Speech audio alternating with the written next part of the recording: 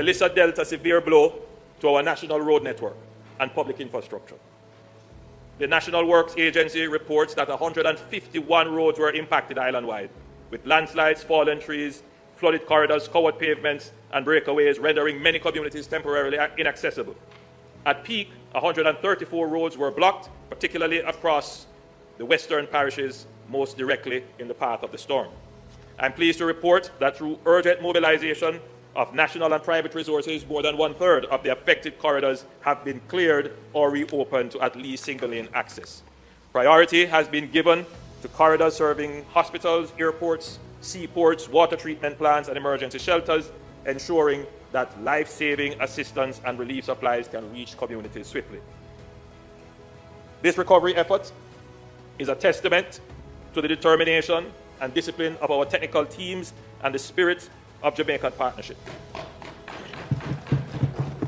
The NAA has deployed 14 parish-level technical field teams supported by engineers and administrative staff and working hand-in-glove with the Jamaica Public Service, National Water Commission, ODPEM, and the security forces.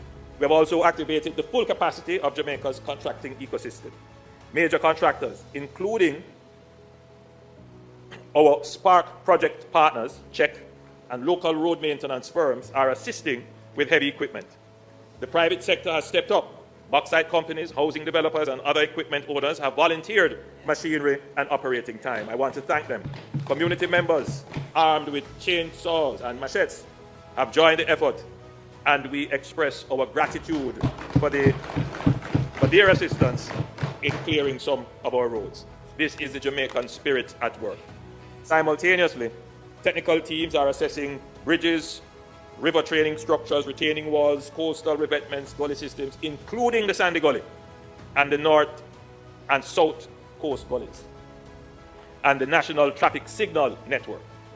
Once access is restored across all affected communities, we will transition from emergency access to full road rehabilitation, including surface reconstruction where roads have been washed out or undermined. Restoring drivability on major corridors and designing long-term resilient solutions will form a core part of our national reconstruction plan.